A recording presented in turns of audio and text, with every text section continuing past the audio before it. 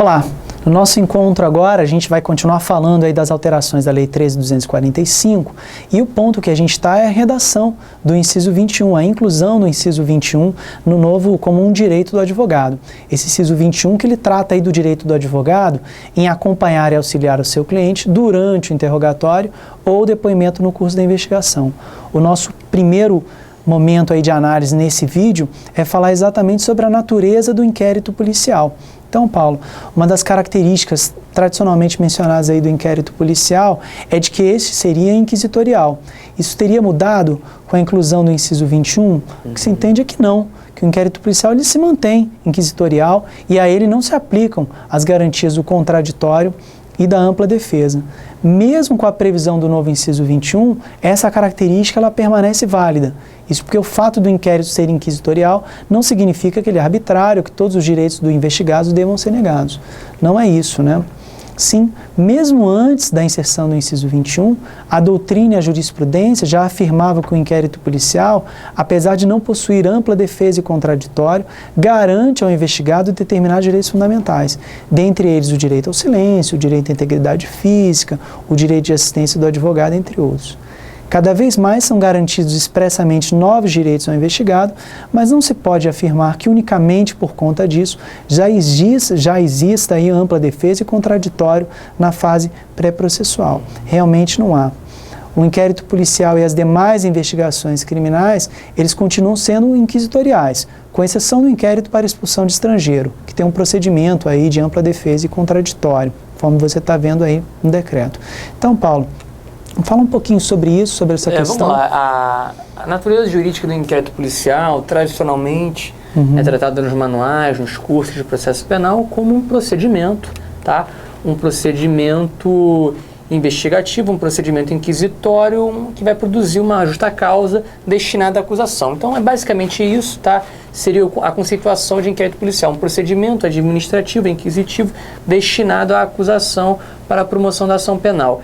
Essa concepção de inquérito policial hoje, tá, de acordo com a doutrina mais moderna, ela está sofrendo aos poucos. Isso não é um dado, isso é um processo que ao longo dos anos vem sendo transformado, reconstruído. O inquérito policial hoje ele não seria mais simplesmente um procedimento administrativo, mas sim um procedimento de natureza híbrida. Tá? Por quê? Porque existem medidas judiciais dentro desse procedimento administrativo que com condão de suprimir a liberdade patrimonial da pessoa. Então, e medidas que seriam exclusivas de um processo penal. Então, quer dizer, seria um procedimento de natureza híbrida e não propriamente administrativa. Em razão da inquisitoriedade ou não do inquérito policial, existe, apesar da doutrina majoritária, como bem destacada pelo slide, no caminho que o inquérito policial ele continua inquisitivo, há doutrinadores que entendem que essa alteração no Estatuto da OAB impactará profundamente o inquérito policial. Essa alteração não foi uma alteração no Estatuto, talvez tenha se mirado no Estatuto, mas de maneira sistêmica o inquérito policial vai ser completamente reformulado a partir desse Estatuto. Por quê? O que é processo hoje em dia? Né? O que se define por processo? Processo, segundo o professor Hélio Fazzolari, que é um dos maiores processualistas da contemporaneidade, diz que processo é um procedimento animado pelo contraditório. Ponto. Então, para essa doutrina, processo é qualquer procedimento animado pelo contraditório. Ora, se a partir da reformulação do Estatuto da OAB, que prevê de maneira intensa a incidência do contraditório e da ampla defesa no inquérito policial, nós temos o quê? Um procedimento animado pelo contraditório. Procedimento policial animado pelo contraditório. Então, esse procedimento policial, que nós chamamos de inquérito, estaria se transformando num processo policial, processo animado pelo contraditório. Então, a partir do momento em que nós estamos falando de processo, seria possível admitir o raciocínio, tá, de todo o fluxo das regras e princípios do sistema acusatório também para o processo. Isso é bom para o cidadão, que ganha o direito de ser ouvido e de ser efetivamente ouvido, de participar de maneira ativa da investigação, é bom para o advogado e é bom para a sociedade. Não quer dizer, talvez mantenhamos a noção que o inquérito é inquisitório por um senso comum teórico, mas é possível que surja aqui e acolá entendimentos doutrinários no sentido da revisitação e ressignificação do inquérito policial, não mais como um instrumento inquisitório a serviço da acusação, mas como um processo, já que é animado pelo princípio do contraditório e a serviço da verdade, da produção da verdade. Esta verdade pode servir para acusação, bem como para defesa. Serve para denunciar, serve para arquivar. Então, a noção do inquérito hoje está cada vez caminhando mais próxima de algo parecido, como há na França, de um juizado de instrução, onde as provas serão produzidas já para, no momento processual propriamente dito, processual judicial, o juiz sentenciar sem a necessidade de ter que repetir todo aquele labor probatório que já foi produzido no inquérito. E agora, se já foi produzido sob o crivo do contraditório e com a participação de um advogado, então não haveria necessidade de se repetir novamente tudo isso na etapa judicial. A gente vai ter que esperar um pouquinho para saber essa evolução. Exatamente. Aqui, que nós estamos falando, é um exame de futurologia, né? Estamos simplesmente fazendo prospecções do que pode acontecer ou não, mas o tempo será o senhor da verdade. Legal. Bom, um outro tema também interessante para a gente destacar é a questão da procuração, né? Exatamente nesse direito do advogado em acompanhar seu cliente. Então, para que o advogado ele participe do interrogatório, dos depoimentos, assistindo o seu cliente, seria necessário apresentar a procuração?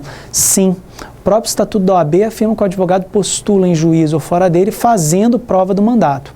Esse é exatamente o caput do artigo 5º da Lei 8.906.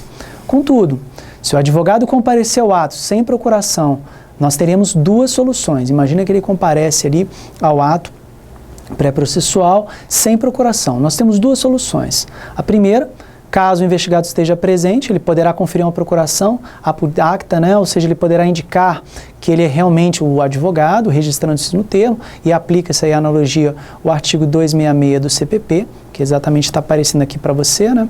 A constituição de defensor independerá do instrumento de mandato, se o acusado o indicar por ocasião do interrogatório, a gente teria essa possibilidade. Ou então, uma possibilidade também prevista no artigo 5º, parágrafo 1º do Estatuto de Advocacia, diz que se o investigado não estiver presente, deve o delegado ou a autoridade que conduz a investigação permitir a participação do advogado, determinando, no entanto, que ele apresente uma procuração no prazo de 15 dias, prorrogável por igual período. Então, o artigo 5º, parágrafo 1º do Estatuto, garante que o advogado, afirmando urgência, ele poderia atuar mesmo sem apresentar uma procuração. Ele só tem o prazo aí de 15 dias para apresentar um instrumento procuratório. Então, está aqui o artigo 5º, parágrafo 1º, exatamente colocando essa segunda possibilidade. Então, ou nós teremos o mandato sendo conferido na hora, por analogia à aplicação do artigo 266, ou então, caso não esteja presente, né, o interrogado, enfim, o indiciado naquele momento, nós temos aí a possibilidade do advogado atuar, utilizando aí um próprio direito do advogado, que não está no artigo 7º, mas no artigo 5º, parágrafo 1º, atuando sem procuração, tendo apenas a obrigação de apresentar no prazo de 15 dias. Paulo, um outro ponto interessante aí para a gente colocar justamente a discussão sobre as formas de inquirição que a gente vai ter aí exatamente previstas em razão da alteração da Lei 13.245. No processo penal, desde 2008, né, as perguntas são formuladas pelas partes diretamente à testemunha, né? Somente ao final, o juiz complementa a inquirição, formulando as perguntas que entender necessárias. Esse sistema que nós chamamos de cross-examination. Exatamente. Está lá no artigo 212 do CPP. Essa mesma forma de inquirição deverá ser adotada na investigação criminal? No princípio, não. A investigação criminal, como já dito aqui, a exaustão, é um procedimento administrativo inquisitorial, não existe ampla defesa neste momento, né? Nós já tratamos sobre esse assunto. Ao contrário do processo judicial, onde vigora a imparcialidade do juiz, que deverá ter iniciativa probatória apenas complementar, no procedimento investigatório, a iniciativa de produção dos elementos informativos é primordialmente da autoridade que conduz a investigação. Além disso, o inquérito policial ele possui como característica o fato de ser um procedimento discricionário, ou seja, o delegado de polícia ele tem liberdade de atuação para definir qual é a melhor estratégia para a apuração do delito. Justamente por conta disso, a legislação previu que a autoridade policial ela pode indeferir diligências, né, requeridas pelo indiciado ou pela vítima. Isso está lá no artigo 14 do CPP, que diz que o ofendido ou seu representante legal e o indiciado poderão requerer qualquer diligência, que será realizada ou não a juízo da autoridade. Eu particularmente não vejo prejuízo ao advogado formular diretamente perguntas à testemunha, claro, evidentemente com a filtragem da autoridade policial, do delegado, no momento da inquirição. Não vejo prejuízo se as perguntas forem pertinentes, se as perguntas tiverem respeito com o caso penal, porque são perguntas que, de alguma maneira, vão seguir para direcionar essa investigação também. Há possibilidade... Até na própria pergunta pode haver um interesse. Da contribuição do advogado, seja expressa, de maneira expressa ou implícita. Quer dizer, o fato dele inquirir, ajudar na inquirição, não é que há uma transferência de cadeira. Quer dizer, quem está presidindo a instrução, o interrogatório, é o delegado. Ainda é a autoridade. Mas não quer dizer que o advogado não possa auxiliar participando ativamente disso. Quer dizer, ele não vai sentar na cadeira do delegado e passar a inquirir a testemunha. Não é isso. Ele pode perguntar diretamente, sem a necessidade mecânica da pergunta passar para o ouvido do delegado, para o delegado depois verbalizar a pergunta. Até porque, na prática, isso acaba que, efetivamente, o advogado, quando presente, se a autoridade policial franquear a presença do advogado, acaba que o advogado pergunta diretamente à testemunha, porque eles estão sentados de maneira muito próxima. Então, a própria até para o esclarecimento também. Sim, fica mais natural. Fica mais natural, né? Desde que não haja constrangimento. Ele não pode inquirir ameaçando com a promessa de um mal injusto por trás das palavras. Isso tudo tem que ser bem analisado no caso concreto. Exatamente. Bom, então, como a gente já falou sobre formas de investigação, agora um ponto interessante é sobre justamente a questão do indeferimento de perguntas, que você bem colocou agora. Seria possível, a gente já viu, né, que o advogado possui o direito de fazer perguntas, formular quesitos ao investigado e demais pessoas nos depoimentos. A questão é, o delegado ele pode indeferir as perguntas do advogado? Sim, ele, como você já bem destacou, ele pode indeferir justamente pelo princípio da discricionariedade, né? O mérito da investigação concernente ao delegado, ele que vai resolver o que é melhor ou não para encampar. Agora, me parece que para legitimar a instrução, seria de bom tom ele registrar, né, registro que foi perguntado determinado assunto e se a testemunha responder efetivamente. Isso que é importante a gente ter em mente. O fato do advogado perguntar e participar, ainda que você entenda que aquela pergunta ela não é necessária para a formulação da sua justa causa, isso não traz prejuízo para a investigação. Porque simplesmente depois, quando você motivar no seu relatório, no relatório do delegado, a conclusão do inquérito, a autoria, a materialidade do fato, a capitulação jurídica, os contornos do fato-crime, é só você não levar em conta o quê? Aquela pergunta. É muito parecido com a sistemática de um processo. Qual é o princípio que vigora? Não é o da livre persuasão racional? Ou seja, existe um amplo acervo probatório e o juiz, de maneira racional, vai fundamentar como ele vai esculpir a sentença dele. Mutatis mutandis é o mesmo raciocínio. Você pode deixar a pergunta ser feita e no momento do seu relatório ou da conclusão da investigação, simplesmente dispensa aquela pergunta como um fato importante à produção da justa causa. Não vejo prejuízo. Ele pode indeferir, mas eu não vejo prejuízo no indeferimento ou não dessa pergunta. O comentário que vem aí, a seguir está até no seu material, é que se até na fase judicial, onde existe ampla defesa e contraditório, se até no tribunal do júri, onde vigora a plenitude de defesa, o juiz pode indeferir perguntas do advogado, com maior razão na investigação criminal, onde o exercício da defesa é mais limitado. Acho que o bom senso é quem vai ditar. É claro que uma pergunta que não tenha absolutamente nenhum nexo causal com o fato criminal, não tiver qualquer pertinência, aí até para não procrastinar o trabalho seria interessante um deferimento, mas casos que você, próximos ao fato crime, não vejo por que a pergunta não possa ser feita. Então, exatamente por analogia, a aplicação do artigo 212, né? Quando o questionamento não tiver relação com a causa, quando a pergunta importar na repetição de outra já respondida, então exatamente nessas situações aí o próprio juiz já pode, inclusive, indeferir, maior faculdade teria, então, a autoridade policial nesse caso. Então, vale ressaltar, no entanto, que o indeferimento de perguntas deve ser registrado no termo de inquirição, podendo ser em tese posteriormente até questionado pela defesa em juízo, né? Então tem que deixar registrado isso. Bom, essa foi a nossa análise aí, uma das análises sobre a Lei 13.245. Próximo ponto aí que a gente vai falar é sobre o que acontece, né? O que aconteceria como sanção em caso de descumprimento desse direito do advogado. A gente já viu esse mesmo tópico em relação ao inciso 14 e sobre o inciso 21. O que aconteceria aí caso o direito do advogado participar do interrogatório, do depoimento, fosse negado, né? Então haverá nulidade absoluta desses atos e, por consequência, nulidade também de todas as provas que, direta ou indiretamente, decorreriam deles. Então, esse inciso ele é muito importante porque ele, com certeza, e aqui estou até me arriscando mais, estou falando em certeza, ele vai alterar um entendimento jurisprudencial. Qual é? Não existe nulidade ou anulabilidade na fase do inquérito policial, sim, quando muito meras irregularidades que seriam sanáveis pela ação penal.